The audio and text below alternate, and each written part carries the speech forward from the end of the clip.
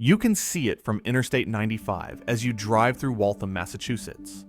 A sprawling shopping plaza with a market basket, a Marshall's, a Starbucks, ordinary suburban retail, parking lots, strip mall architecture, nothing remarkable. Except for one detail. This 119-acre site used to house the global headquarters of Polaroid Corporation. The buildings that once produced 5 million cameras a year were demolished in 2011. Now, there's a market basket where scientists invented the future. In 1991, Polaroid Corporation employed 21,000 people worldwide. Revenue hit $3 billion. The company held a virtual monopoly on instant photography, a technology they had invented, patented, and defended in court. They owned 100% of the instant camera market in America.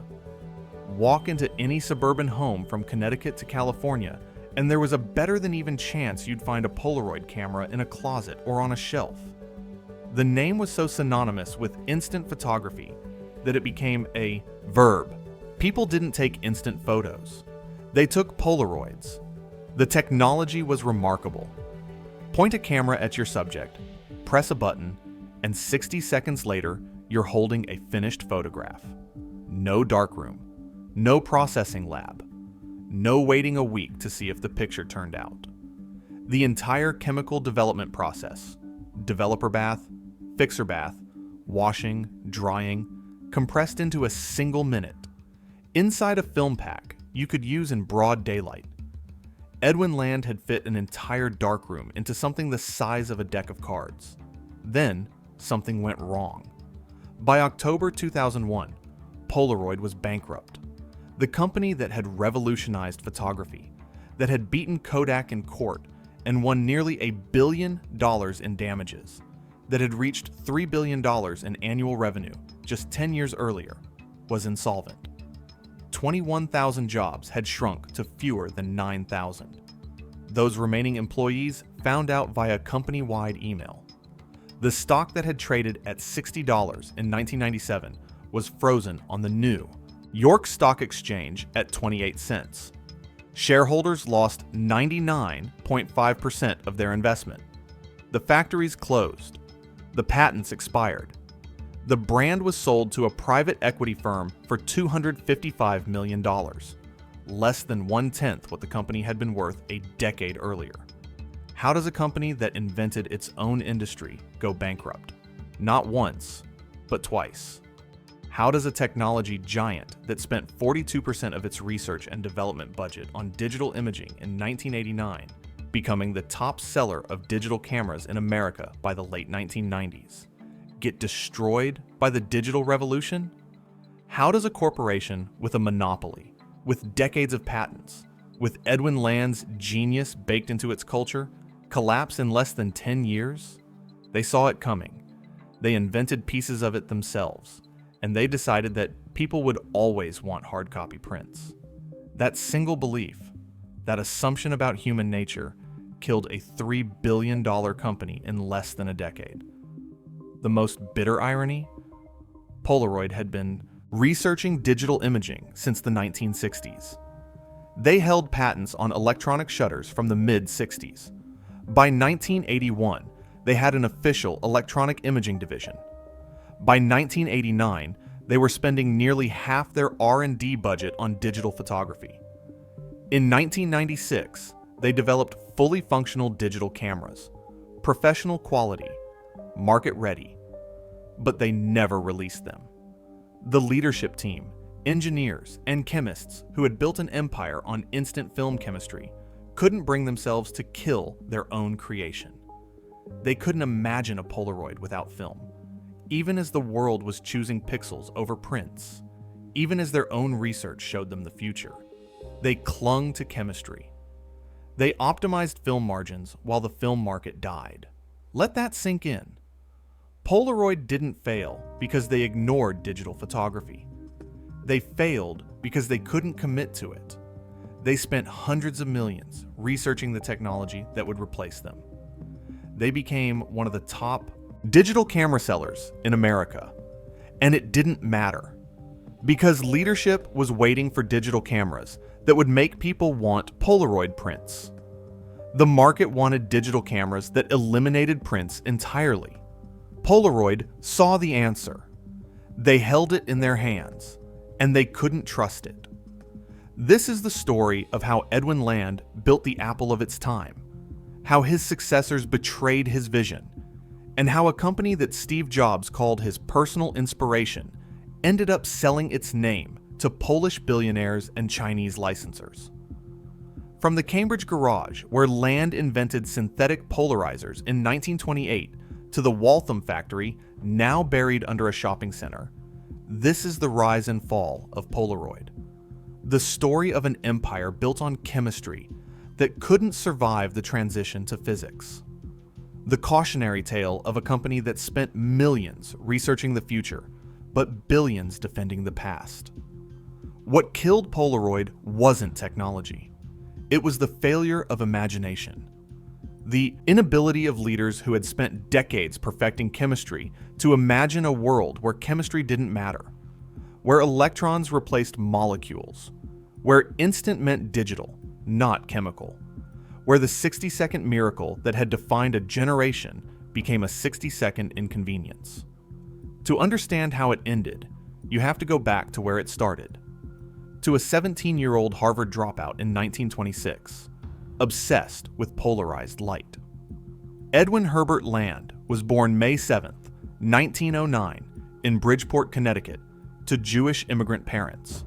His father, Harry Land, ran a scrap metal business. The family wasn't poor, but they weren't wealthy. Land showed classic inventor behavior from childhood. At age 6, he blew out every fuse in his parents' house during an electrical experiment. As a teenager, he became obsessed with kaleidoscopes and the properties of light.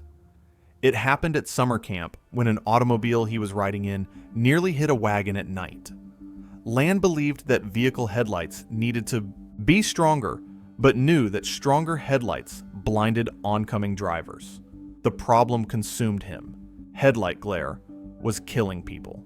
He enrolled at Harvard in 1926, left after his freshman year. At 17 years old, Land couldn't afford lab time at the university, so he worked secretly at night in a laboratory in New York, experimenting with polarizing light. The challenge was creating a practical, inexpensive way to filter light waves. Natural polarizers like tourmaline crystals were rare and expensive. Land believed he could create synthetic polarizers using microscopic crystals aligned in a thin film. In 1928, at age 19, he succeeded. He had invented the first synthetic sheet polarizer. The invention was elegant. Take millions of microscopic crystals, suspend them in a viscous solution, apply a magnetic field to align them, then lock them in place as the solution hardened. The result, a thin, flexible sheet that could polarize light. It was cheap to manufacture. It could be cut to any size, and it worked. In 1933, Land filed his first patent for polarizing refracting bodies. He had solved a problem that had stumped researchers for decades. Land partnered with his Harvard physics instructor, George Wheelwright III, and in 1932, they founded Land Wheelwright Laboratories in Cambridge. Their first product was polarizing filters for camera lenses. In 1934, they made their first major sale, a $10,000 order from Eastman Kodak for photographic polarizing filters, later called Pola filters. The sheets increased contrast and decreased glare in photographs taken in bright light. A friend from Smith College dubbed the material Polaroid, and the name stuck. In 1935, Land negotiated with American Optical Company to produce polarized sunglasses. The glasses could screen out glare rather than simply darken the landscape. Land Wheelwright contracted to begin production of Polaroid day glasses. In 1937, Land formed Polaroid Corporation to acquire the operations he and Wheelwright had begun. Wall Street magnates like J.P. Morgan and Averell Harriman invested heavily. Land was 28 years old and running a corporation. World War II transformed Polaroid from a modest research company into a defense contractor. The military applications for polarizing filters were extensive. Polaroid produced goggles that protected against glare, gun sights that improved accuracy, periscopes for submarines, infrared night vision devices, and variable density filters for reconnaissance photography. The company developed vectographs, a system for viewing three-dimensional aerial photographs that revolutionized reconnaissance missions. Pilots could see camouflaged enemy positions that were invisible in regular photos. During the war years, Polaroid's workforce grew from dozens to thousands. Revenue exploded. By 1945, Polaroid was a successful company. But Land wasn't satisfied. Polarizers had made him wealthy. They had built a profitable business, but they weren't. Enough. Land wanted something bigger. He wanted to change how people saw the world, not just through polarized lenses, but through an entirely new technology. The answer came from his daughter. In December 1943, Land took his family on vacation to Santa Fe, New Mexico. He photographed his 3-year-old daughter Jennifer with his Rolleiflex camera. Jennifer asked why she couldn't see the picture right away. Land didn't have an answer. Within an hour, walking around Santa Fe, he had conceived the complete system for instant photography. Every component, every chemical reaction, the entire process from exposure to finished print, all worked out in his mind during a single walk. The challenge was extraordinary. Land needed to compress an entire darkroom, developer bath, fixer bath, washing, drying, into a self-contained process that could happen inside the film itself, in daylight, in under a minute. It required rethinking the fundamental chemistry of photography. Instead of separating the negative and positive processes, Land would combine them. The film would contain both the negative and the chemicals needed to develop it. Pulling the film through rollers would rupture pods of developing chemicals and spread them evenly between the layers. The chemical reaction would happen automatically, producing a finished photograph. Land assembled a team of chemists and engineers. They worked obsessively. Land once wore the same clothes for 18 consecutive days while solving problems with the commercial production of polarizing film. He hired teams of assistants who worked in shifts because Land never stopped. When one team wore out, the next team was brought in to continue. The company culture became defined by this intensity, by the belief that impossible problems could be solved through sheer intellectual force. In December 1946, Polaroid's board of directors assembled in a movie theater for a demonstration.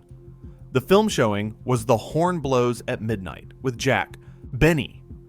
Land stood in front of the screen and took a photograph of the board members. He started a timer. 60 seconds later, he held up a finished sepia-toned photograph. The board gave him a standing ovation. They thought it was a trick. It wasn't.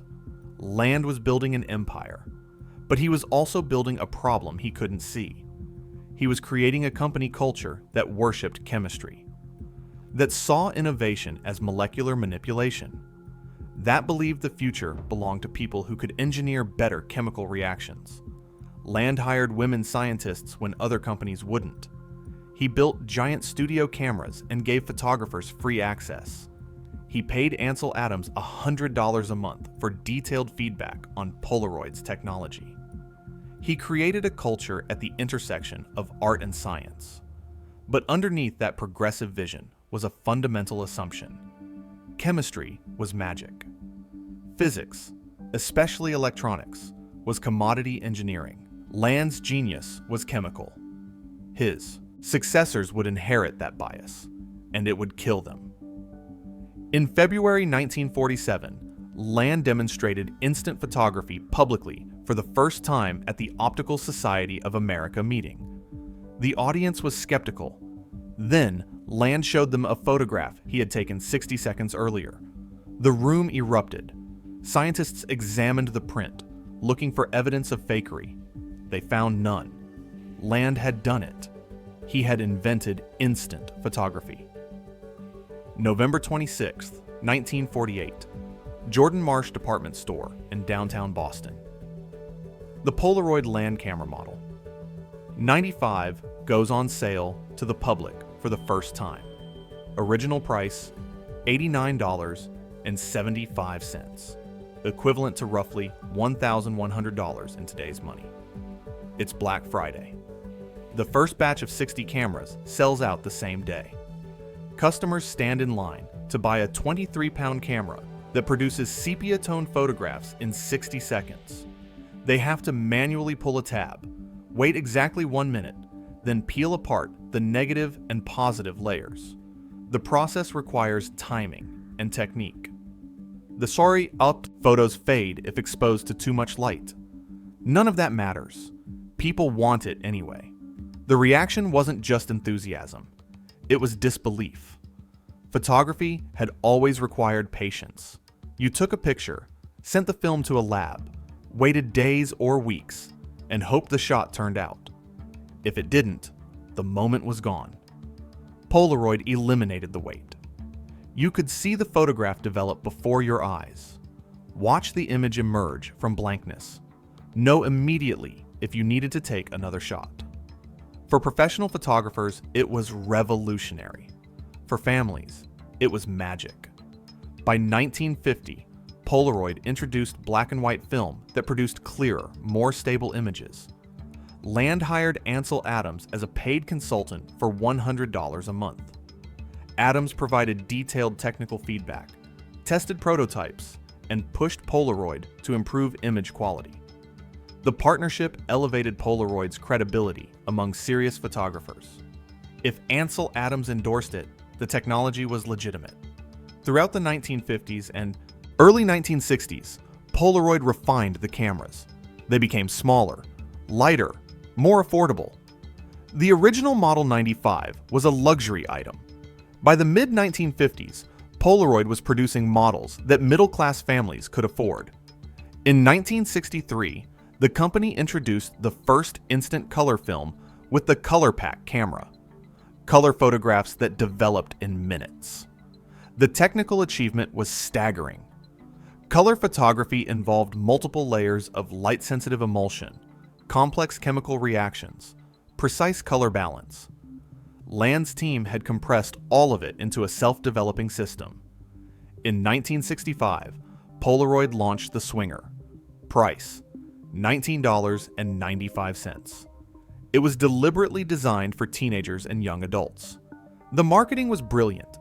Television commercials featured young people at parties, on dates, at the beach. The tagline: "Meet the Swinger." The camera was cheap, simple, and fun. It became one of the best-selling cameras in American history. By 1963, Polaroid had manufactured over 5 million instant cameras. By the end of the 1960s, they dominated the instant photography market completely. But Land wasn't finished. The cameras still required users to peel apart the negative and positive. The process was messy. Chemicals could smear. Negatives had to be disposed of. Land wanted a system where the entire process was automatic, where you pressed a button and a finished photograph emerged from the camera, ready to view. No peeling, no waste, no mess, just instant photography in its purest form. In 1972, Land unveiled the SX70. It was unlike anything Polaroid had produced before. A folding single-lens reflex camera with a glass lens, rare in instant cameras, which typically use cheaper plastic optics. The design was elegant. The camera folded flat when not in use. When opened, it became a precision instrument. The film was revolutionary. Self-developing color prints that ejected automatically from the front of the camera. No peeling required. The photograph, developed in front of you, the image appearing gradually over the course of a few minutes. People would wave the prints in the air, thinking it helped development. It didn't, but the ritual became part of the experience. The SX70 cost $180 in 1972, about $1,300 today. People bought it anyway. Life magazine put Edwin Land on its cover with the headline, "A Genius and His Magic Camera." The SX70 became a cultural icon. Artists embraced it. Andy Warhol carried one constantly, using it to document his life and create art. His personal SX70 would later sell at auction for $13,750. Other photographers, both amateur and professional, adopted it. The camera appeared at parties, family gatherings, weddings, and professional shoots. Polaroid photography wasn't just convenient, it was cool. By the mid-1970s, Polaroid held approximately 15% of the camera market in the United States and 20% of film sales. The company employed thousands of workers across multiple facilities. The headquarters on Memorial Drive in Cambridge became an architectural landmark, a streamlined modern building that represented American innovation. On Route 128, the high-tech corridor outside Boston, Polaroid was the crown jewel. The company represented everything Massachusetts wanted to be: innovative, scientific, successful. Land created programs that extended beyond profit. He built giant studio cameras, 20 by 24-inch format, and gave photographers free access in exchange for prints. The resulting Polaroid collection grew to between 16,000 and 24,000 photographs, from masters like Ansel Adams, Andy Warhol, Robert Frank, and Chuck Close. Land believed Polaroid should exist at the intersection of art and science. He hired women scientists when competitors wouldn't. He championed affirmative action after Martin Luther King Jr.'s assassination.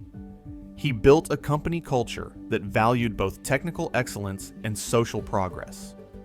The peak came in 1978. Polaroid employed 21,000 people worldwide. The instant photography market was theirs.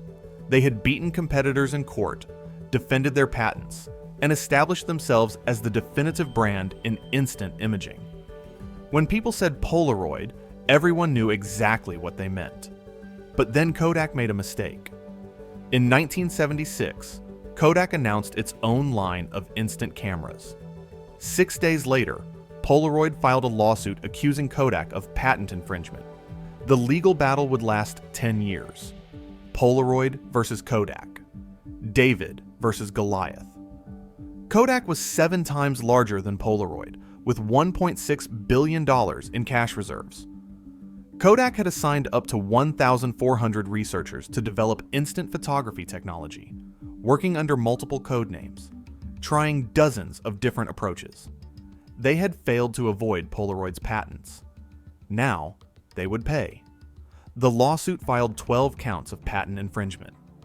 The trial began in October 1981. It lasted 75 days of testimony. Judge Raya Zobel then spent 3 years deliberating. In 1986, she ruled in Polaroid's favor on 7 of the 10 patents. Kodak was ordered to cease instant picture production immediately. Kodak had to exit the market it had spent years and millions of dollars entering. Polaroid initially asked for $6.1 billion in damages, lost sales, and interest. Settlement negotiations dragged on for years.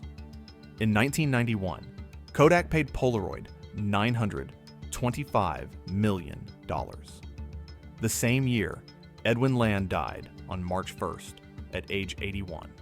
The same year, Polaroid hit peak revenue of $3 billion. The vindication was complete. The empire was at maximum power. Polaroid had defeated Kodak, won nearly $1 billion, and reached financial heights. Land couldn't have imagined when he started in a Cambridge garage. Edwin Land didn't live to see what came next. The company won $925 million from Kodak for stealing technology that was already becoming obsolete. Instant photography was peaking just as the technology that would replace it was emerging. And Polaroid's leadership, the engineers and chemists who had built their careers on instant film, Couldn't imagine a world where instant meant something else entirely. 1977. At the height of Polaroid's power, Edwin Land introduced what he believed would be his second revolution, Polavision, an instant movie system. Record on Super 8 film, pop the cassette into a viewer, watch your movies instantly. No processing lab, no waiting, no mailing film to Kodak, and waiting 2 weeks for it to come back. Land had spent decades developing it. Polaroid invested millions in manufacturing infrastructure. The technology was brilliant. The timing was catastrophic. Polavision launched just as videotape camcorders were taking over the home movie market. Consumers already had video cameras that recorded and played back through their television sets. Polavision was more expensive, held less footage, couldn't record sound, and required a dedicated viewer. The market Land had envisioned had already chosen a different technology. Polavision was dead within 3 months. The write-off, $89 million, including warehouses full of manufactured inventory. Land's first major failure. His unbroken streak of successes had ended. The psychological impact was deeper than the financial loss. Land had built Polaroid on his instincts, his ability to see what consumers wanted before they knew themselves. The SX70 had been a triumph. The one-step camera system had vindicated his vision. Polavision suggested that maybe Land's instincts were fallible. Maybe the 71-year-old inventor was losing touch. The board began to question whether Land should remain in charge.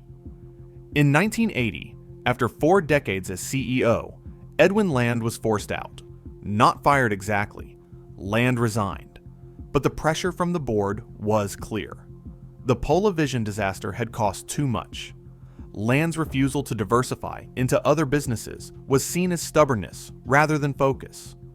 At 71, he was old guard. The board wanted professional management. They wanted someone who would minimize risk, not chase. Visionary products that might fail. Land stepped down as CEO, but remained on the board briefly before leaving entirely. He founded the Roland Institute for Science to continue his personal research. He left behind 500 patents, a transformed company culture, and a leadership vacuum. William J. McCune Jr. became CEO in 1980. McCune had joined Polaroid in 1939, 2 years after the company's founding. He was a lifetime Polaroid employee, an engineer, a competent manager. He understood the technology and the business. What he wasn't, an innovator. McCune made a critical mistake early in his tenure. He dropped Doyle Dane Bernbach, the advertising agency that had built Polaroid's brand identity globally. The agency had created the Meet the Swinger campaign. They had positioned Polaroid as cool, innovative, essential. McCune replaced them with cheaper agencies. Polaroid's marketing edge disappeared almost immediately. McCune also began diversifying. Polaroid started selling magnetic videotapes, floppy disks, products that had nothing to do with instant photography or polarization. The company that Land had kept focused for 40 years was suddenly chasing commodity electronics. By mid-1991, Polaroid stopped selling floppy disks entirely. The venture had failed, but it revealed something about the new leadership. They didn't know what Polaroid should be without Land. In 1985, I. McAllister Booth became CEO. Like McCune, Booth was a lifetime Polaroid employee, a chemist, part of Land's original culture. Booth had deep technical knowledge and understood the science behind instant photography, but he lacked Land's willingness to destroy his own creations. Land would have killed instant film himself if he believed digital was the future. Booth couldn't imagine Polaroid without film. Here's the difference. Land was forced out because of one expensive failure. The board didn't understand that his successes had been worth 100 Polavisions. They replaced a visionary. With managers. Professional managers preserve existing businesses. They optimize. They reduce risk. They focus on quarterly earnings and steady growth. Land had built Polaroid by taking enormous risks, by betting the company on technologies that didn't exist yet, by ignoring market research and trusting his instincts. His successors did the opposite. They listened to market research. They minimized risk. They protected the core business. The core business was instant film. That's where the money was. Polaroid earned approximately 65% gross margins on instant film, among the highest margins in any industry. Film was the razor blade model perfected. Sell the camera cheap.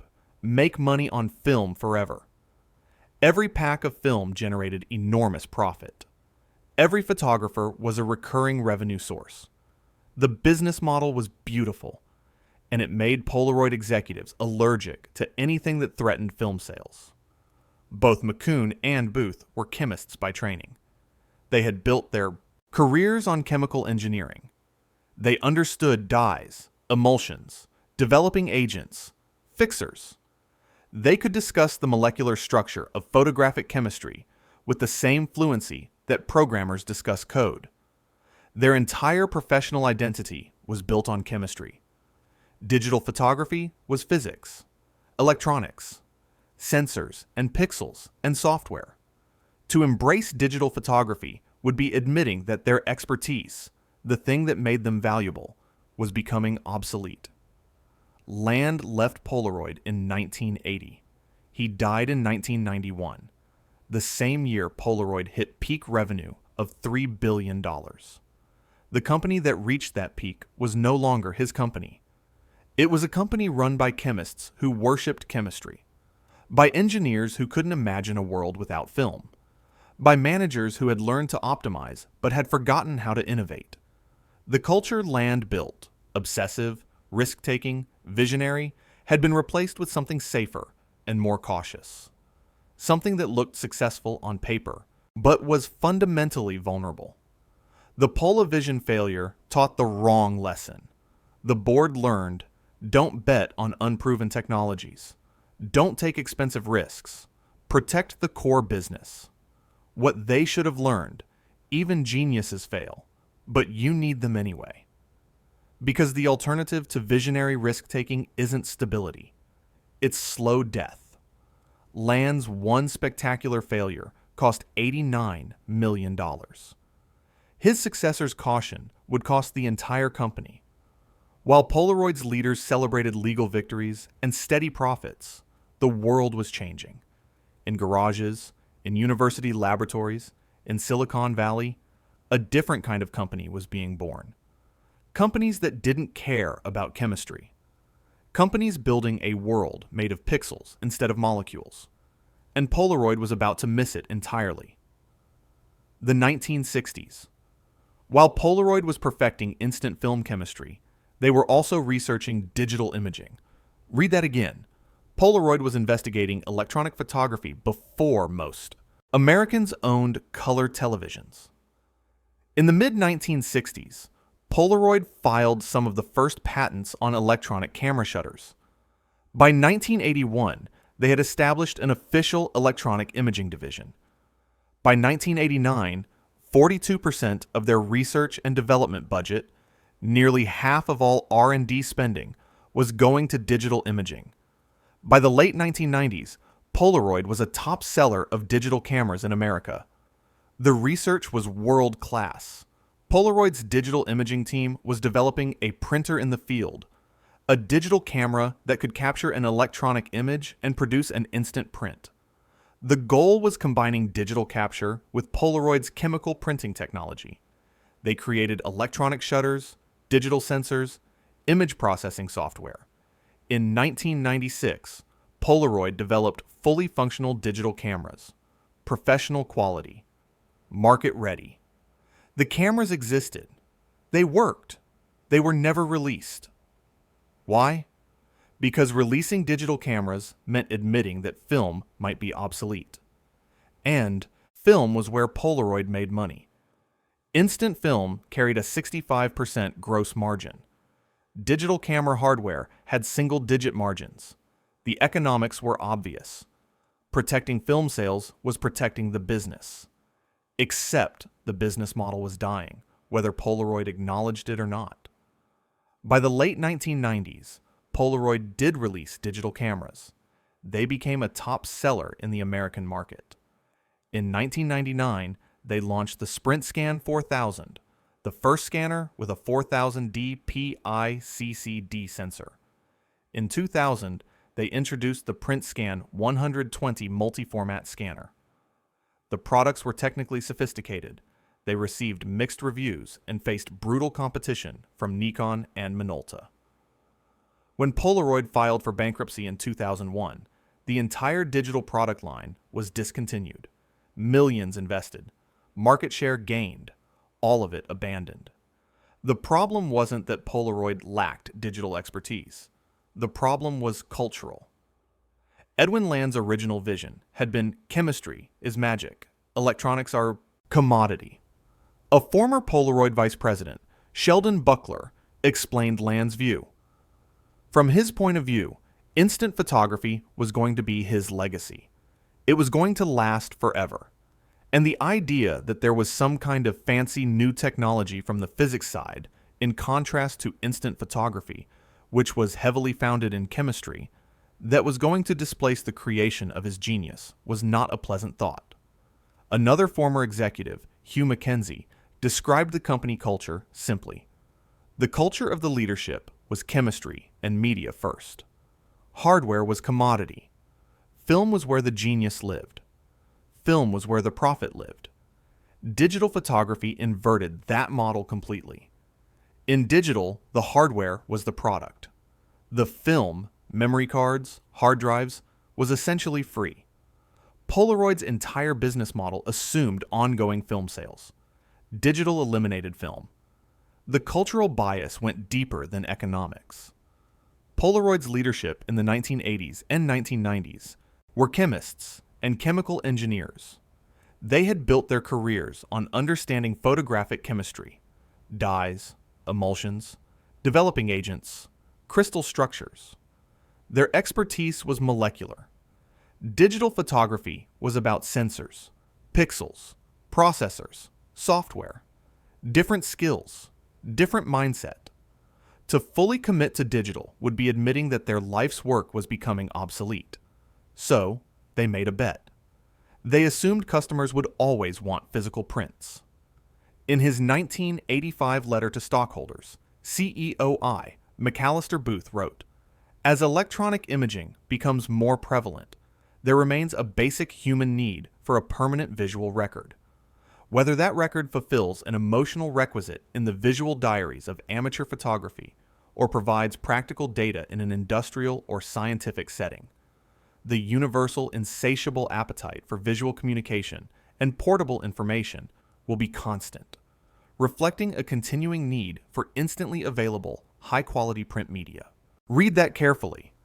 Booth was betting that digital cameras would increase demand for instant prints, that people would take digital photos but want Polaroid hard copies, that the human need for physical prints was permanent. Through the 1990s, Polaroid leadership continued to believe this.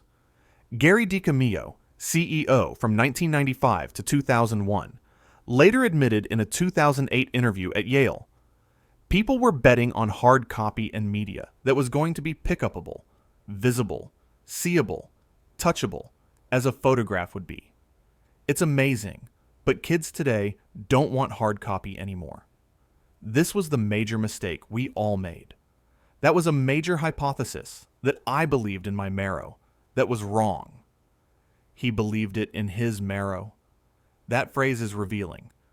This wasn't a calculated business decision. It was visceral, emotional. DiCamillo and the entire leadership team couldn't imagine photography without prints. The assumption was reasonable in 1985. By 1995, it was questionable. By 2001, it was fatal. Let that sink in.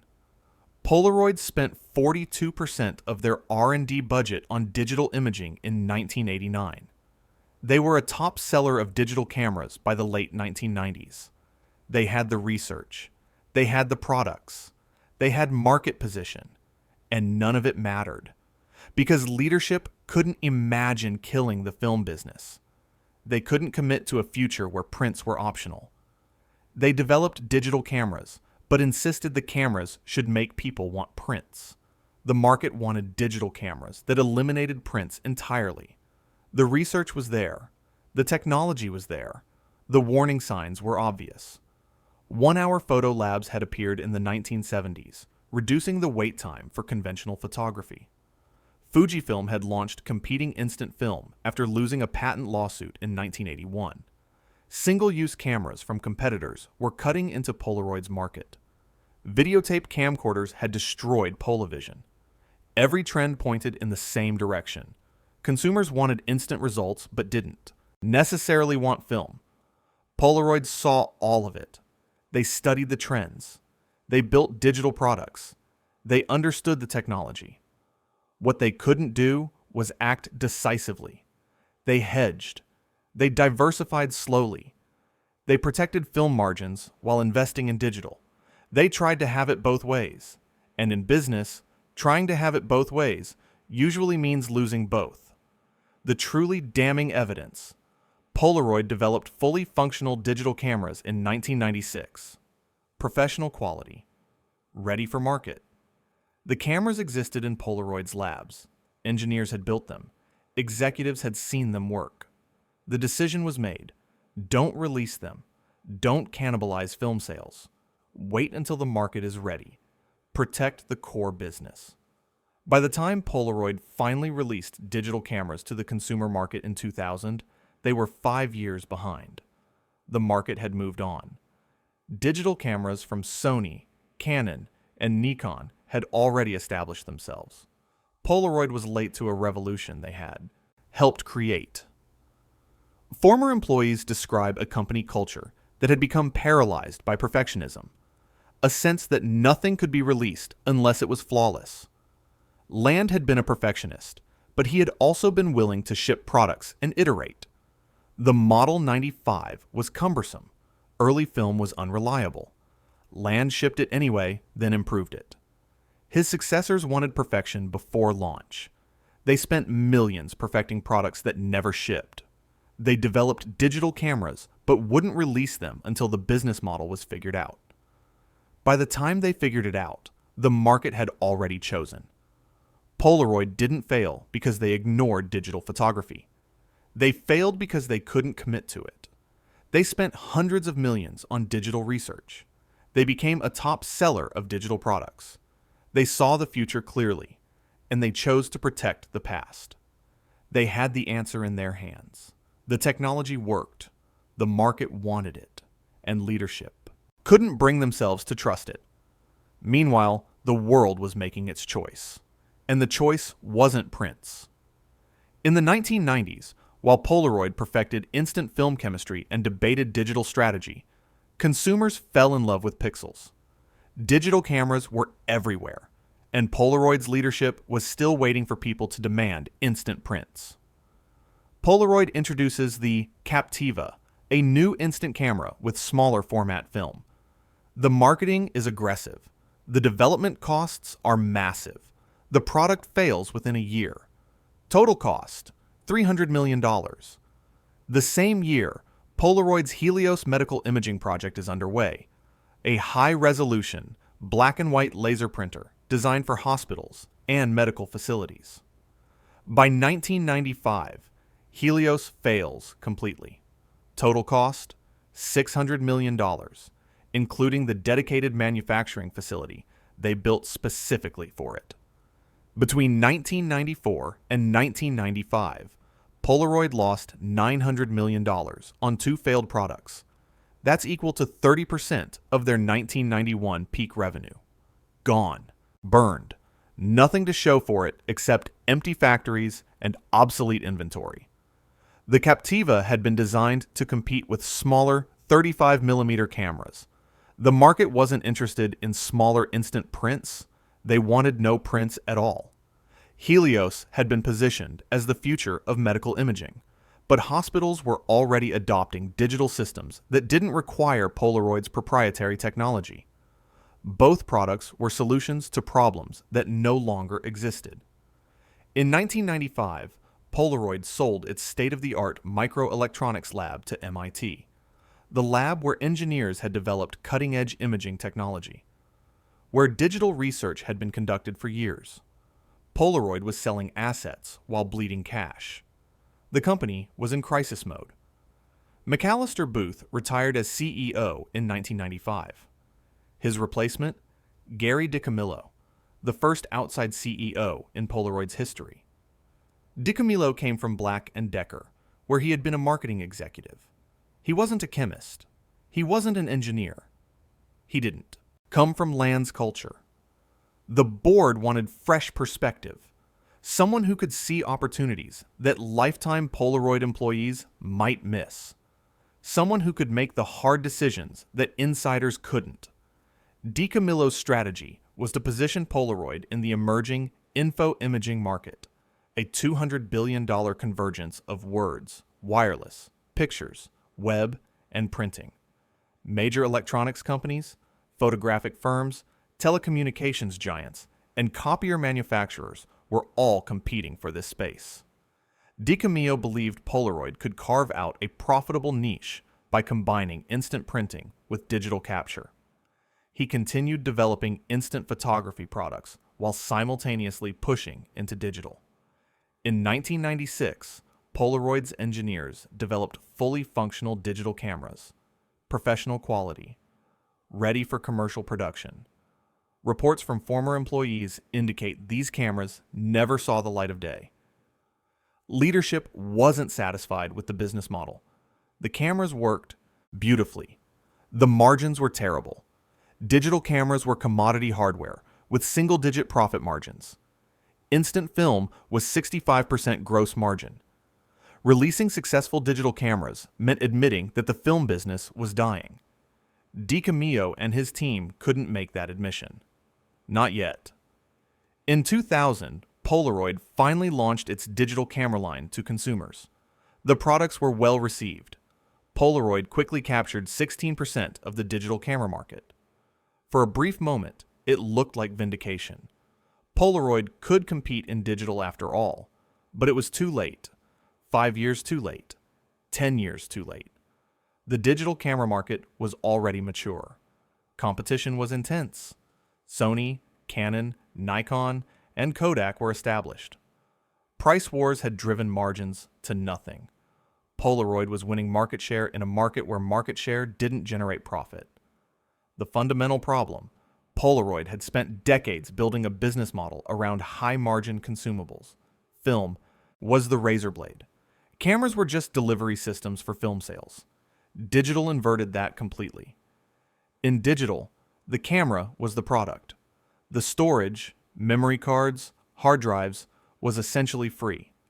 Polaroid's entire economics were backwards for the digital era.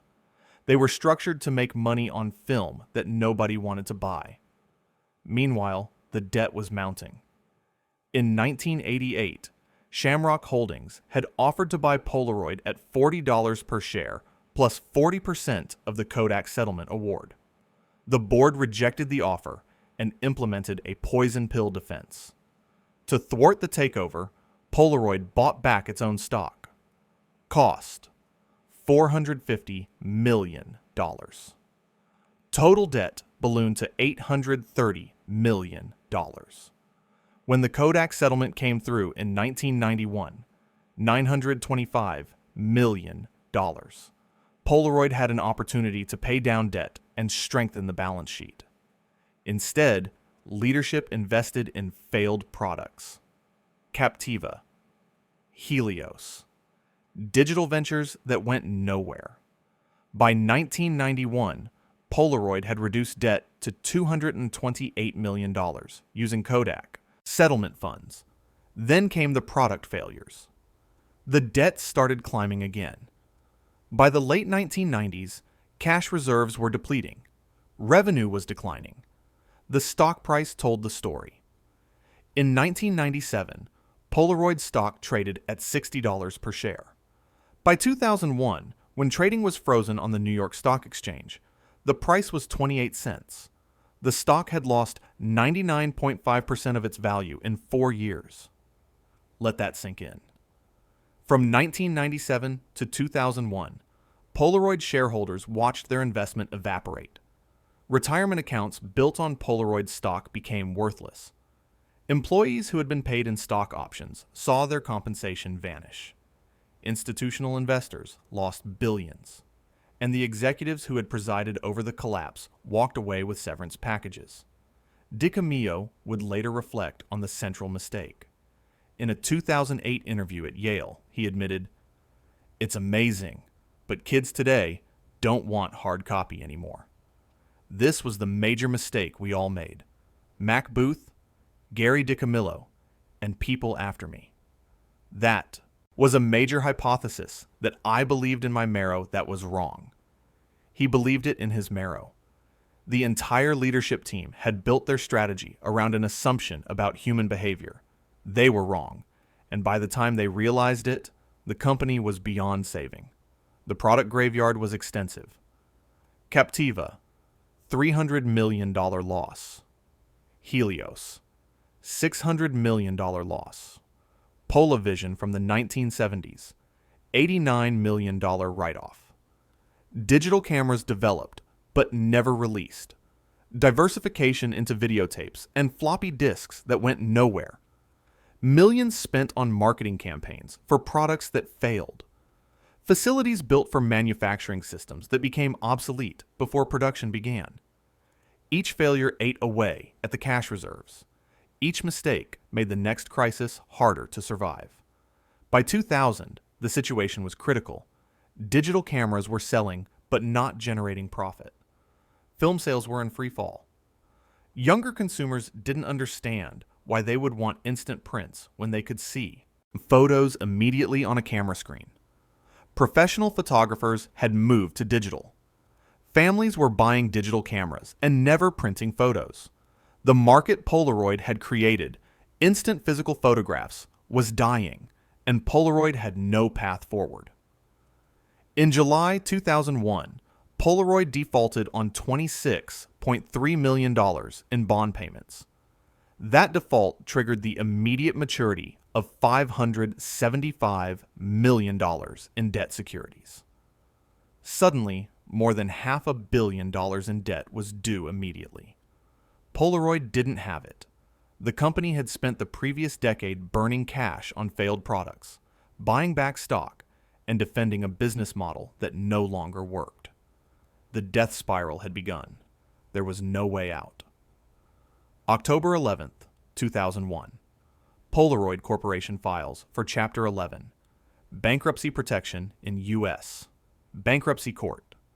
The filing lists $1.81 billion in assets and $948.4 million in debt. After 64 years, the company that invented instant photography is insolvent. The employees find out via company-wide email. No warning, no preparation. 21,000 jobs at peak had shrunk to fewer than 9,000. Now, those 9,000 people are staring at their computers, reading that the company is bankrupt. The email arrives on a Thursday morning. By Friday afternoon, news crews are filming outside the Cambridge headquarters. The bankruptcy came 30 days after the September 11th attacks. The nation was still processing the terrorist attacks. The stock market was in chaos, and Polaroid's collapse was buried in the news cycle. A company that had been worth $3 billion a decade earlier was suddenly worthless. Shareholders were wiped out completely. The stock that had traded at $60 in 1997 was frozen at 28 cents. Retirement accounts evaporated. Employee stock options became worthless paper. Polaroid had retained restructuring advisors months earlier. Zolfo Cooper, an investment bank, Dresdner Kleinwort Wasserstein. They had attempted a non-bankruptcy reorganization. Private negotiations with creditors. Asset sales to raise cash. Cost-cutting measures. None of it worked. When Polaroid defaulted on bond payments in July and August 2001, the situation became irreversible. That $26.3 million default triggered the immediate maturity of $575 $75 million in debt securities. The debt was due now. Polaroid couldn't pay. Chapter 11 was the only option. The restructuring moved at unprecedented speed. 10 months from filing to final asset sale. Most bankruptcies take years. Polaroid was dismembered in less than a year. The company was broken into pieces and sold to multiple buyers. Bank One's One Equity Partners won the auction for the core business, the Polaroid name, the intellectual property, the brand, the non-bankrupt foreign subsidiaries. Purchase price: $255 million in cash, plus $200 million in assumed trade liabilities. Total value: $455 million. Compare that to Polaroid's market capitalization just years earlier. The company that had been valued at over $1.8 billion was sold for $455 million. 75% of the value gone. The secured creditors, banks, and bondholders with collateral were paid nearly in full. The unsecured creditors, suppliers, vendors, smaller bondholders without collateral received 35% of the reorganized company. Better than nothing. Not much better. The asset valuation became controversial. When Polaroid initially filed for bankruptcy, they claimed $1.81 billion in assets. 2 months later, in December 2001, Polaroid filed official schedules showing only $714.8 billion in assets. More than $1 billion in value had disappeared from the balance sheet. Judge Walsh, overseeing the bankruptcy, allowed it. The explanation: initial estimates were optimistic. The real value of Polaroid's patents, inventory, and manufacturing facilities was far lower than anticipated. Equipment that seemed valuable in 2001 was obsolete by the time liquidators assessed it. In the months before bankruptcy, Polaroid paid $6.3 million in bonuses to senior executives. Former CEO Gary DiCamillo received $1.4 million in severance. The executives who had presided over the collapse were compensated handsomely. The employees who had built the cameras, perfected the chemistry, and worked for Polaroid for decades got unemployment checks. The retirees saw their pension plans transferred and reduced. The Massachusetts congressional delegation, including Congressman William Delahunt, wrote to One Equity Partners requesting that the pension plan be retained and honored. The letter went unanswered. The human cost was rarely discussed in business school lectures about Polaroid's failure. Thousands of workers lost their jobs and their identities. Families who had worked at Polaroid for 3 generations saw their legacy destroyed. The Cambridge headquarters on Memorial Drive, that beautiful Art Deco landmark that represented American innovation, was sold. Today it's owned by MIT. The Waltham factory on Route 128, where cameras had been manufactured by the millions, was shut down and emptied. The machinery was sold. The buildings stood vacant. Communities that had built themselves around Polaroid were devastated. Route 128 in Massachusetts had been known as America's technology highway. Polaroid was the anchor. Other tech companies had followed Polaroid to the corridor. When Polaroid collapsed, it sent a signal. Even the giants can fall. Even companies that invented their own industries can die. The psychological impact on Massachusetts' technology sector was profound. One Equity Partners created a new entity, Polaroid Holding Company. The plan was to rebuild around the brand. Polaroid still had name recognition. People still associated the name with quality and innovation. The idea was to license the Polaroid name to manufacturers, generate revenue from the brand without the burden of manufacturing. It was a reasonable strategy for a bankrupt brand. It worked for a few years. But the fundamental problem remained unsolved. What was Polaroid without instant film? The new owners tried digital cameras. They tried instant printers that worked with digital photos. They tried licensing deals. Nothing generated the margins or revenue that instant film once had. The business model that had made Polaroid profitable, high-margin consumable film, was gone forever. Digital photography didn't need film. And without film, Polaroid was just a name on products made by someone else. The bankruptcy filing in Delaware was controversial. Polaroid was based in Massachusetts. Its headquarters, factories, and employees were in Massachusetts. But the company filed in Delaware, where bankruptcy laws were more favorable to debtors. Massachusetts politicians protested. Employees felt betrayed. The state that had built Polaroid, that had provided the educated workforce and the infrastructure, got nothing. The bankruptcy was adjudicated in Delaware. The assets were sold to a private equity firm, and Massachusetts was left with empty buildings and unemployed workers. In 10 months, Polaroid was dismembered and sold.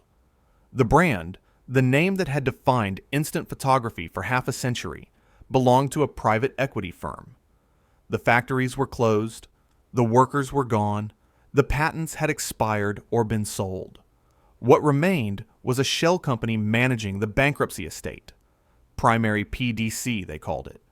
An administrative entity with no employees, no operations, no business.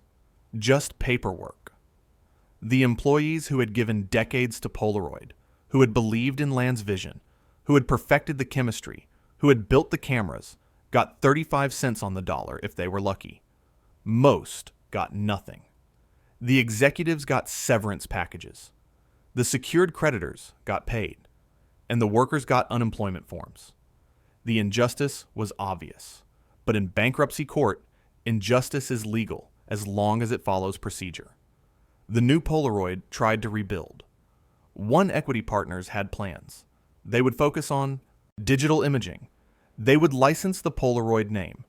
They would find a way to make the brand profitable again. For 7 years they tried. They launched new products. They signed licensing deals. They attempted to position Polaroid as a digital imaging company. It wasn't enough. The margins were too thin. The competition was too fierce. And the Polaroid name, while recognized, no longer meant what it once meant. Polaroid meant instant film. Instant film was dead. The brand had lost its meaning, because the second bankruptcy was even worse than the first.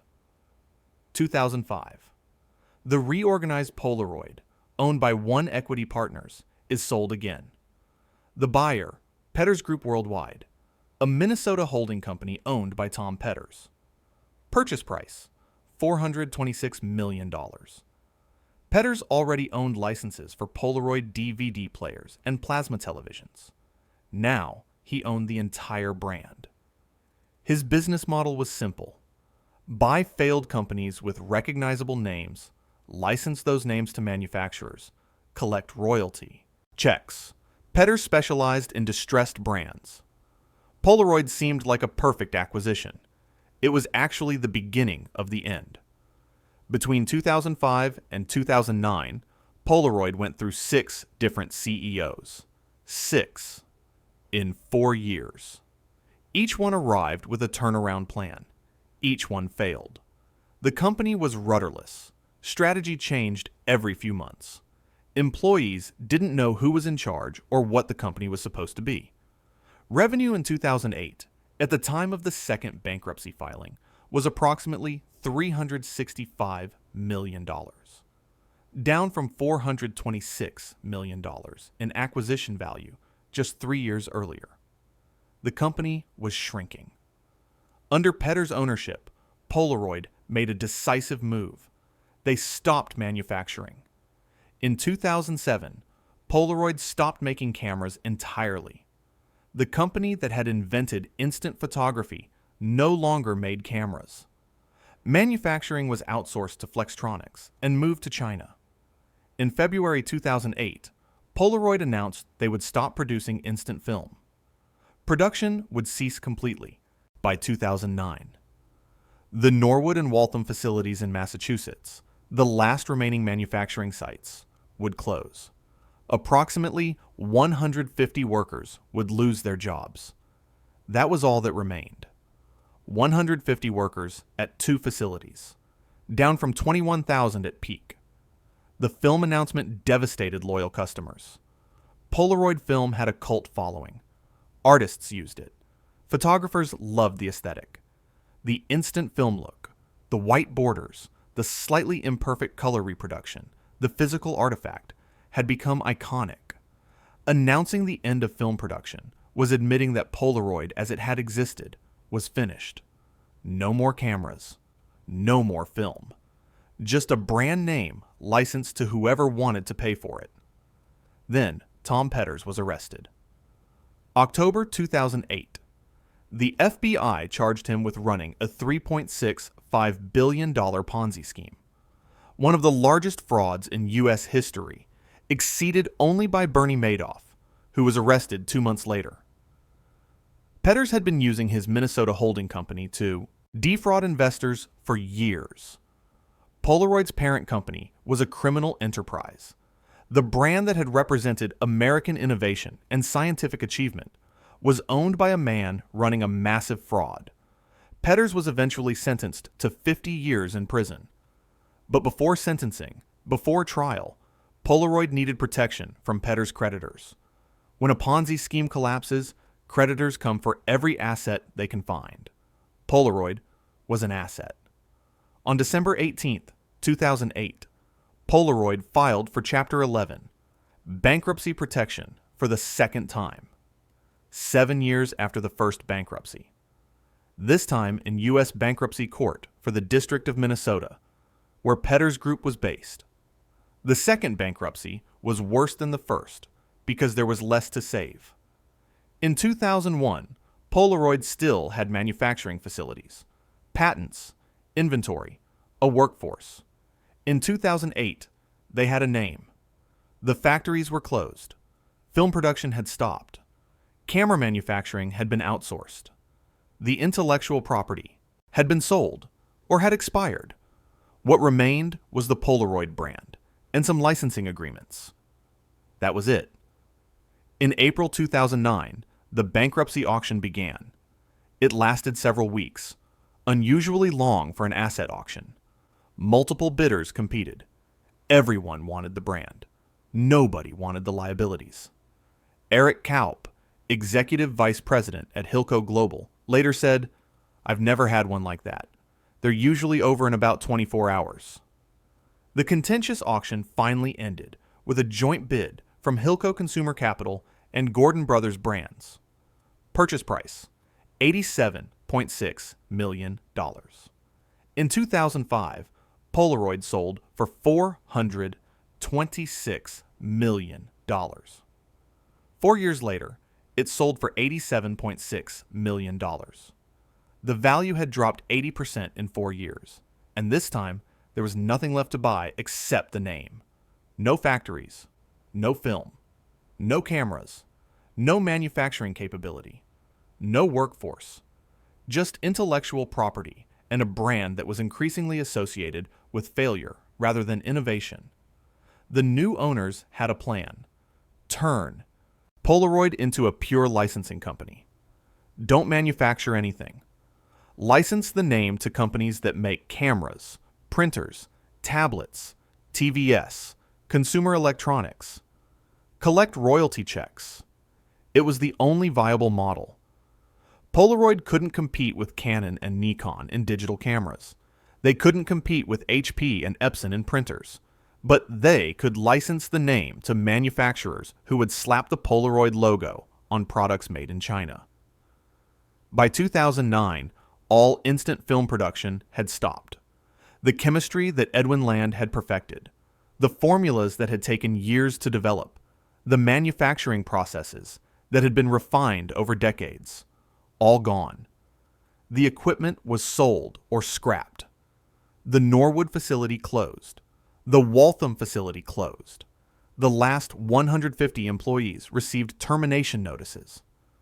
Polaroid Corporation as a manufacturing company ceased to exist. What remained was absurd.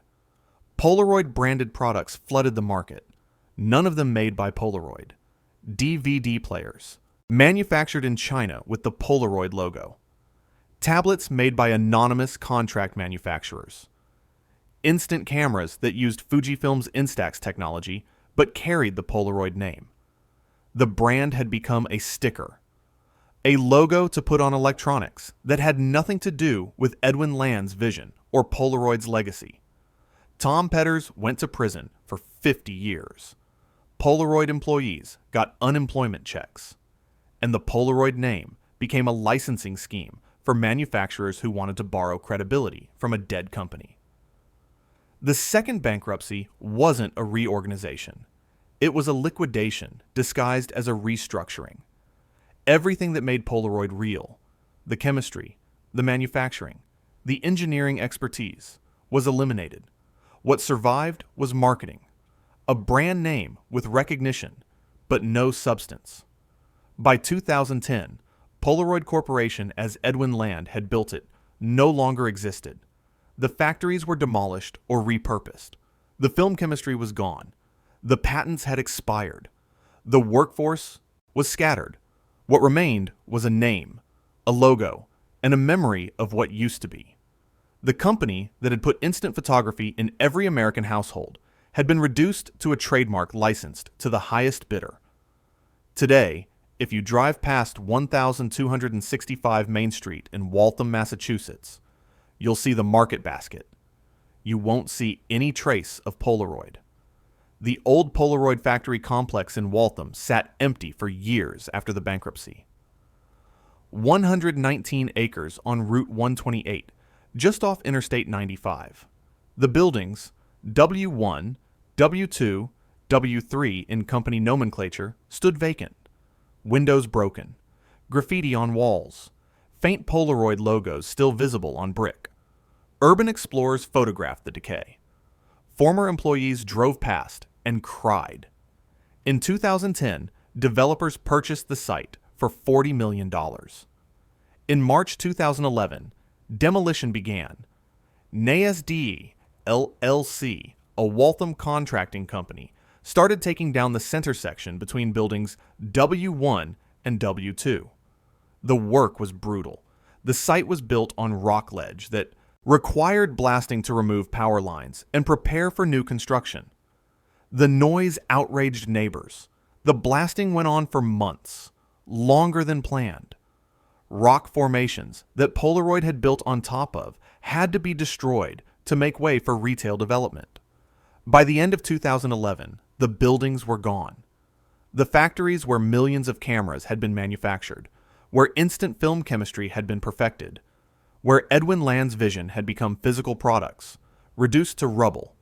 The demolition crews found nothing worth saving.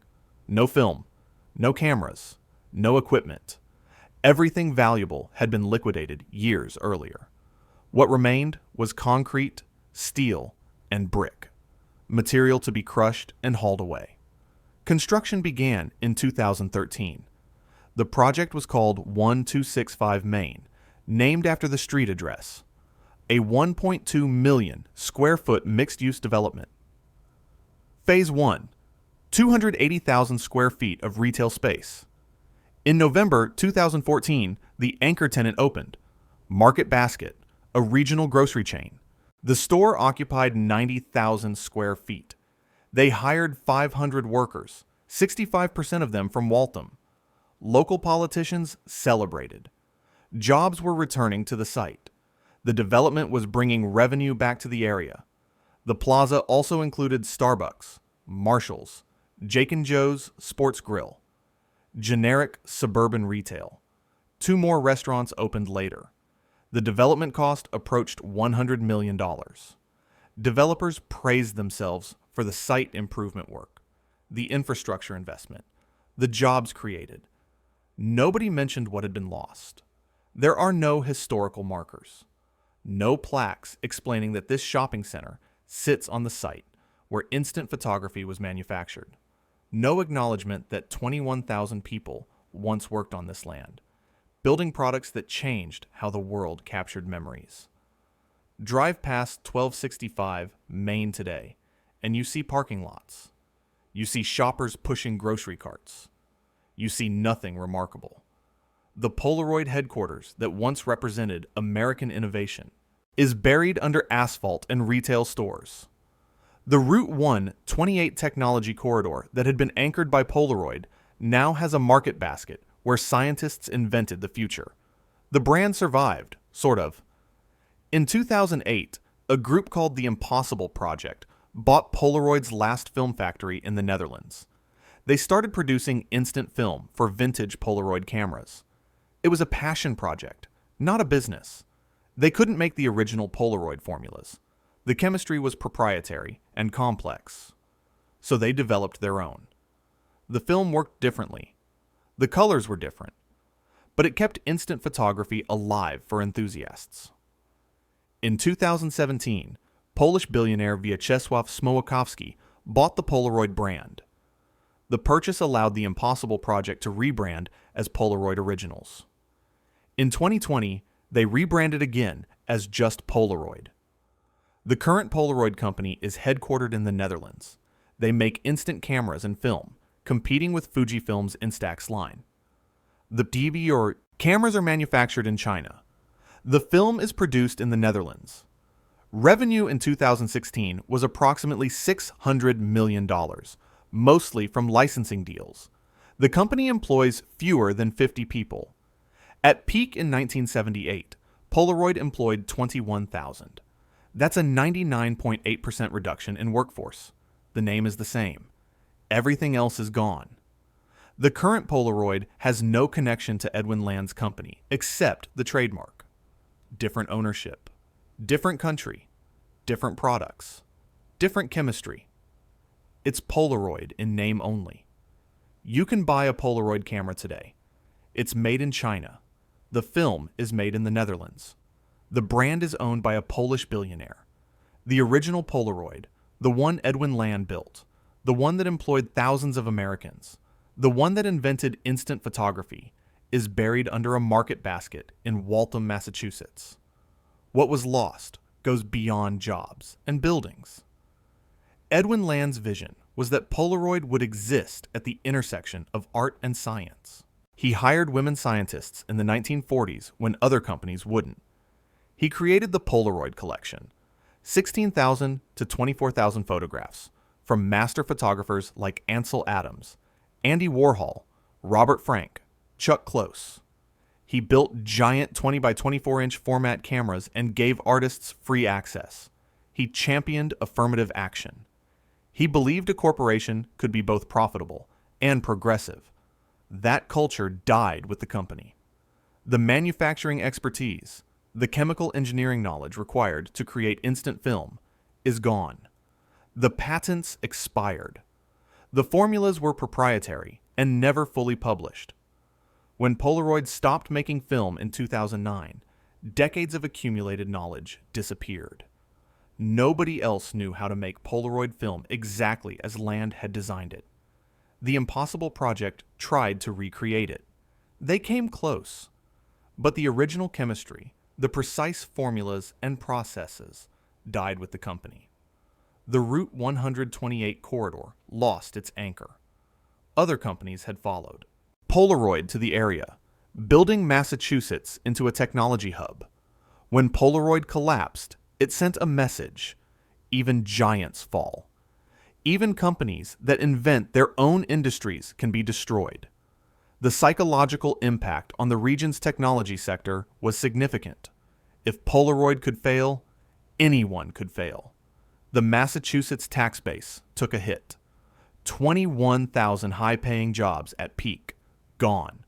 Property taxes from the Waltham facility, gone. The economic multiplier effect, the restaurants, services, and businesses that existed because Polaroid employees had money to spend, vanished. Waltham and Cambridge lost a major employer, and with it, the identity that came from being home to an innovative company. Former employees described driving past the ruins before demolition, seeing the buildings where they had worked for decades sitting empty, windows broken, parking lots overgrown, the cafeteria where they had eaten lunch, the labs where they had developed chemistry, the manufacturing floors where they had built cameras, all abandoned. Some employees took photographs. Others couldn't bear to look. The physical destruction is complete. The factory is gone. The employees are scattered. The chemistry is lost. What remains are lessons. For every company that thinks it's too big to fail. For every leadership team that can't imagine a world without their product. For every corporation that has the research and the technology, but lacks the courage to commit. So what killed Polaroid? Not the digital revolution, not competition. Polaroid killed themselves. There are 4 lessons from Polaroid's collapse. 4 mistakes that killed a $3 billion company in less than a decade. Every company should study them, because these mistakes are still being made. Today, by companies that think they're different. Lesson 1. Research without commitment is worthless. Polaroid researched digital imaging since the 1960s. They filed patents on electronic shutters in the mid-60s. By 1981, they had an official electronic imaging division. By 1989, they were spending 42% of their research and development budget on digital photography, nearly half. By the late 1990s, they were a top seller of digital cameras in America. In 1996, they developed fully functional digital cameras. Professional quality. Market ready. The cameras existed. Engineers had built them. Executives had tested them. The decision was made. Don't release them. Don't cannibalize film sales. Wait until the market is ready. Protect the core business. Seeing the future doesn't matter if you can't commit to it. Polaroid saw digital photography coming. They helped invent it, but they couldn't bring themselves to cannibalize their film business. They wanted digital cameras that printed on Polaroid film. The market wanted digital cameras that stored images on memory cards. Polaroid knew what the market wanted. They chose to ignore it because it threatened their core business. Research without the courage to destroy your own creation is just expensive procrastination. The pattern repeats across industries. Kodak invented the digital camera in 1975. They buried it for the same reason Polaroid did. It threatened film sales. Newspapers saw the internet coming. They built websites. But they couldn't commit to digital-first strategies because it meant cannibalizing print advertising revenue. Taxi companies saw ride-sharing apps coming. They lobbied against them instead of building their own. Blockbuster saw streaming coming. They had the resources to compete with Netflix. They chose to protect late fees instead. Research means nothing without execution. Polaroid spent hundreds of millions researching digital photography. They became experts. They understood the technology better than most competitors. And it didn't matter. Because when the moment came to commit, to bet the company on digital, to kill instant film and embrace the future, leadership couldn't do it. They hedged. They tried to have it both ways. Digital cameras that work with instant film. Printers that bridge the gap. Hybrid strategies that satisfied no one. By the time they fully committed to digital in 2000, the market had moved on. They were 5 years too late. 10 years too late. The window had closed. Lesson 2. Founder vision cannot be delegated. Edwin Land built Polaroid by taking enormous risks. He bet the company on instant photography when no one believed it was possible. He spent years perfecting the SX70 when market research said consumers wanted simpler cameras. He ignored conventional wisdom. He trusted his instincts. He was willing to fail spectacularly. Polavision was a disaster. Land didn't care. He moved on to the next project. That's what founders do. They destroy and rebuild. They don't preserve. They create. His successors were different. William McCune and McAllister Booth were professional managers. Competent. Experienced. They understood the technology. They knew the business. But they weren't visionaries. They were chemists. Film was chemistry. Digital was physics. To embrace digital photography would be admitting that their expertise, the thing that made them valuable, was becoming obsolete, They weren't protecting the company. They were protecting their own identity. Land would have killed instant film himself if he believed digital was the future. His successors couldn't imagine Polaroid without film. They tried to preserve what Land had built. But preservation isn't strategy. Preservation is slow death. The world doesn't pause because you want to protect your business model. Competitors don't stop innovating because you're afraid of change. Markets don't wait for you to figure out how to monetize disruption. The board forced Land out for one expensive failure, Polavision, $89 million. His successors presided over the complete destruction of the company. 2 bankruptcies, thousands of jobs lost, billions in shareholder value evaporated. But they were cautious. They were careful. They followed process. They listened to market research. They optimized the existing business. And they destroyed the company more completely than any single product failure ever could. Companies need founders or founder-type leaders, people willing to burn down the old to build the new. Professional managers preserve, founders destroy and rebuild. You can't maintain an empire with the same skills required to build it. Land built Polaroid by ignoring experts and trusting his instincts. His successors managed Polaroid by listening to experts and following best practices. Best practices don't save you when the entire industry is being disrupted. Lesson 3. Your customers will lie to you.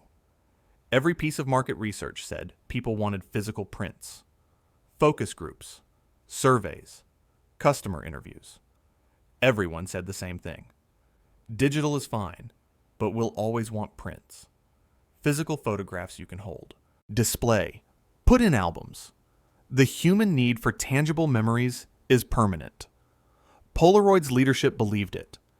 They built their entire digital strategy around it. Digital cameras that work with instant printers. Kiosks where you can print digital photos. Hybrid systems that bridge analog and digital. Gary DiCamillo, CEO from 1995 to 2001, later admitted, people were betting on hard copy and media that was going to be pickup, able, visible, seeable, touchable, as a photograph would be. It's amazing, but kids today don't want hard copy anymore. This was the major mistake we all made. That was a major hypothesis that I believed in my marrow that was wrong. Customers will tell you they want what they currently have until something better shows up. Then they'll abandon the old product instantly. The market research was technically correct. People wanted prints until they didn't. The shift happened almost overnight. Families stopped printing photos.